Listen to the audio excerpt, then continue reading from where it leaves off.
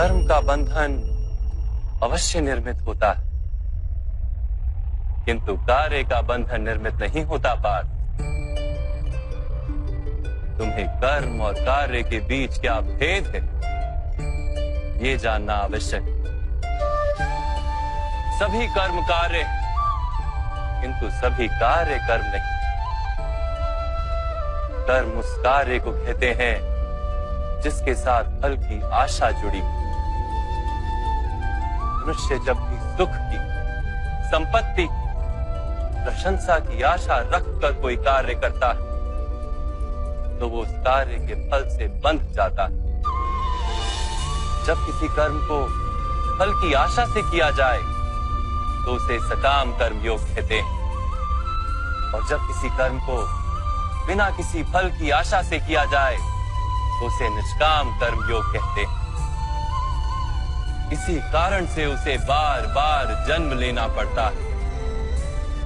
वास्तव में मनुष्य को कोई कर्म नहीं बांधता, कर्म से जुड़ी आशाएं उसे बांधती।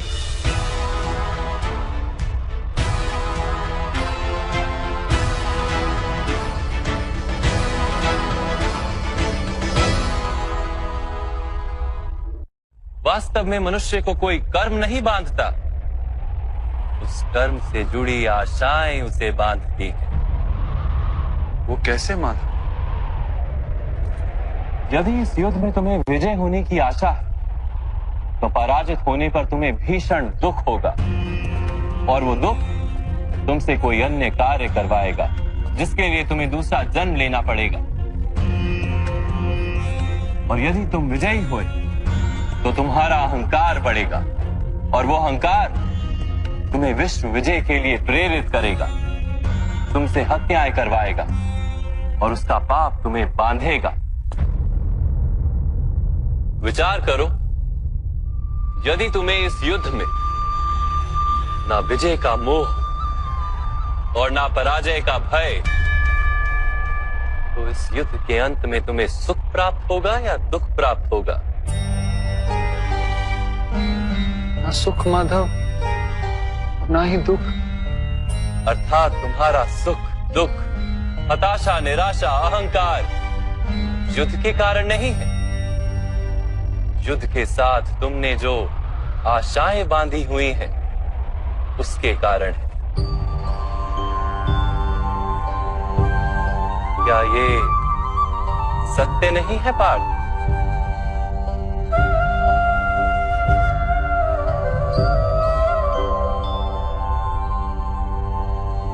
सुख दुखे समे कृत्वा लाभा लाभो जया जयो ततो युद्धाय युज्यस्व नैवं पाप मवाप्स्यसि। अर्थात सुख दुख को समान मानकर लाभ हानि जय पराजय का विचार किए बिना यदि तुम युद्ध करोगे कौन्तेय, तो तुम पाप के भागी नहीं बनोगे। इसी को कर्म योग कहते हैं। जो सांख्य का ज्ञान प्राप्त कर लेता है वो ये जान लेता है कि वो शरीर नहीं, केवल एक आत्मा है। शरीर के भोग और अनुभव तो केवल मृत्यु तक है, अर्थात वास्तविक नहीं, केवल माया है। उसके लिए कर्मयोगी बनना सरल हो जाता है। परंतु माधव, यदि कार्य से बंधन निश्चित है तो क्या संसार का त्याग करके संन्यास लेना उचित नहीं? इसी विचार का परिणाम है कि आज ये युद्ध हो रहा है पार्थ।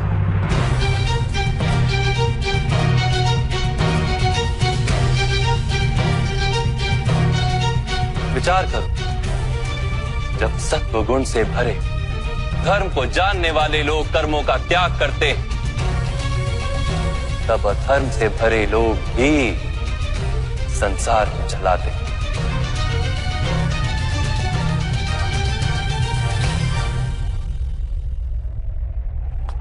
यदि महामहिम ने संसार का त्याग ना किया होता तो आज अधर्म इतना बढ़ता ही नहीं।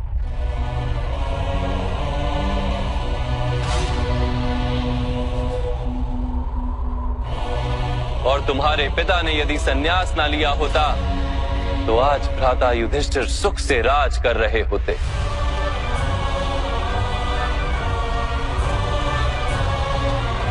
और अपनी प्रजा को न्याय और धर्म का ज्ञान दे रहे होते। किंतु दुखदायक बात तो यह है पार्थ कि सत्वगुण से भरे मनुष्य ही संसार को लाभ दे सकते हैं, किंतु वो ही संन्यास का विचार करते हैं।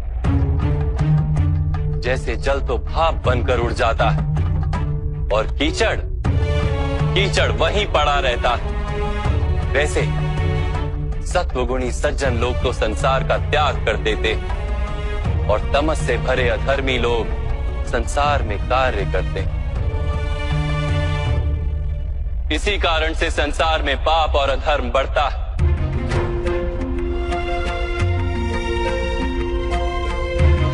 किंतु कर्मयोग इस विचित्र स्थिति से सारे संसार का रक्षण करता है।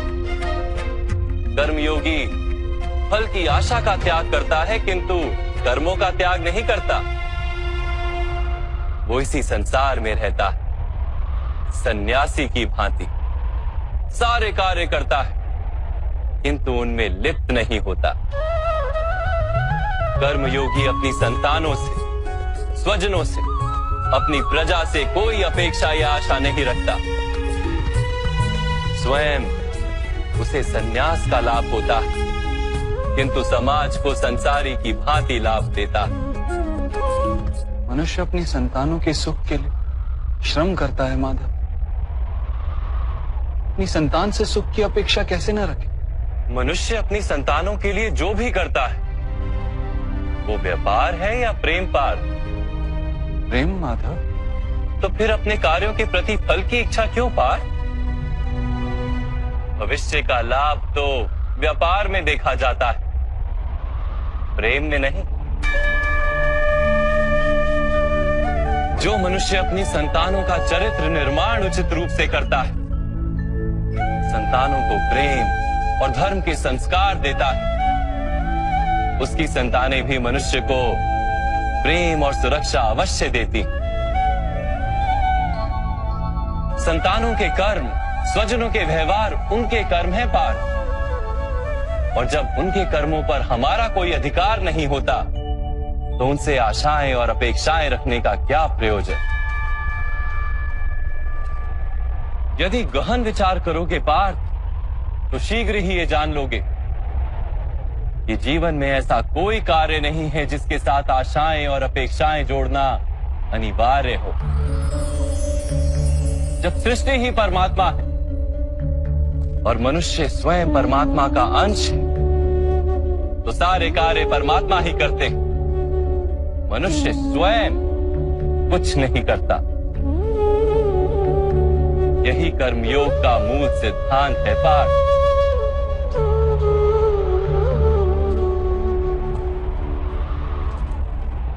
तुम्हें भी कर्मयोगी बनकर ये युद्ध करना आवश्यक है पार्थ।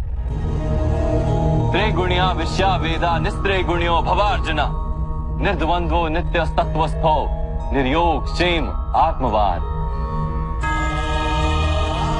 तीन गुणों का त्याग करके निर्गुण बन जाओ पार्थ। इस द्वंद्व से मुक्त हो जाओ। सदा सत्व अर्थात परमात्मा में बुद्धि लगाकर कर्तव्य का वहन करते रहो। कुछ प्राप्त करने की इच्छा और कुछ प्राप्त किए हुए का रक्षण करने का विचार त्याग दो पार्थ और अपनी आत्मा को स्वतंत्र कर।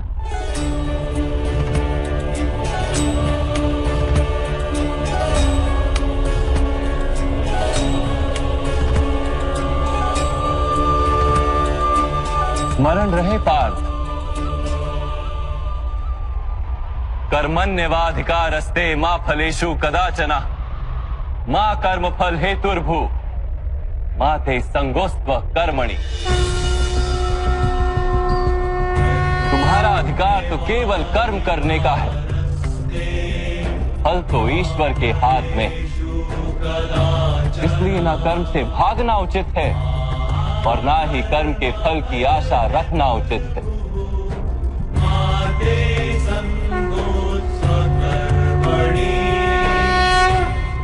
जो फल का त्याग कर दे परंतु कर्म का त्याग ना करे, ऐसे कर्म योगी को कैसे जाना जा सकता है माधव? विश्या विनिवर्तन्ते निरहारस्य देहिनः रसवर्जम रसोप्यस्य परम दृष्ट्वा निवर्तते। सुनो पार्थ, जो स्वाद से छूटने के लिए भोजन का ही त्याग कर देता है, वास्तव में उसके मन से स्वाद की लालसा कभी जाती ही नहीं। उसे दोहरी हानि होती है।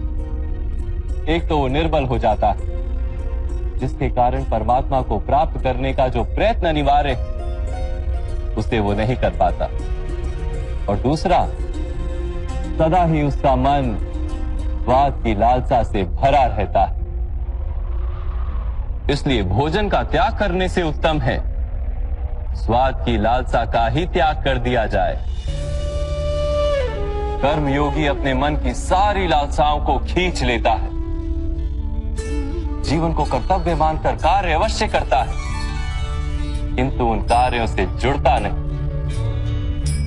और बात, जो व्यक्ति अपने कार्यों से आशाएं और इच्छा नहीं रखता, उसी के कार्य पूर्ण होते हैं। एक असफलता से दुखी होकर जिसका मन डोलता नहीं, एक सफलता से आनंदित होकर जो स्वयं को सर्वश्रेष्ठ नहीं मानता, ऐसे ही व्यक्ति को कर्म योगी कहते हैं। और ऐसा व्यक्ति जीवन में बार बार सफल होता है।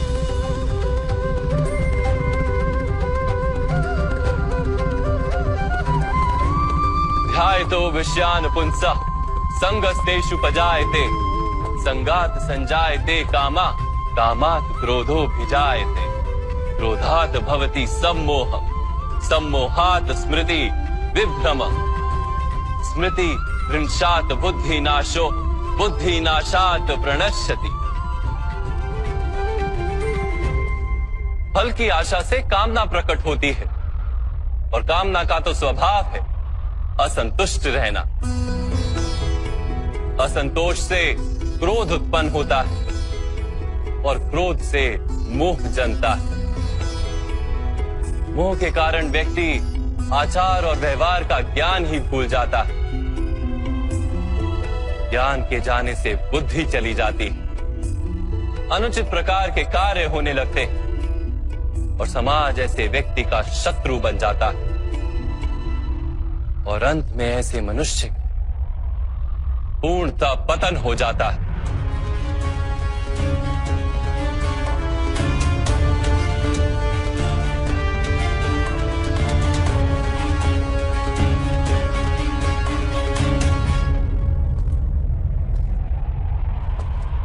जैसे भ्राता दुर्योधन,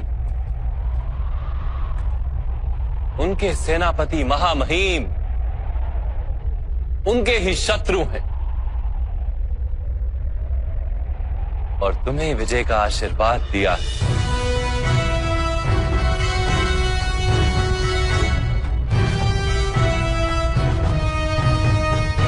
पार्थ, कर्मयोग ब्रह्म विद्या का दूसरा चरण है। परमात्मा में अपनी बुद्धि स्थिर करो, स्वयं को आत्मा जानो, मिथ्या बंधनों से मुक्त हो जाओ, और फल की आशा का त्याग करके केवल कर्म करते रहो।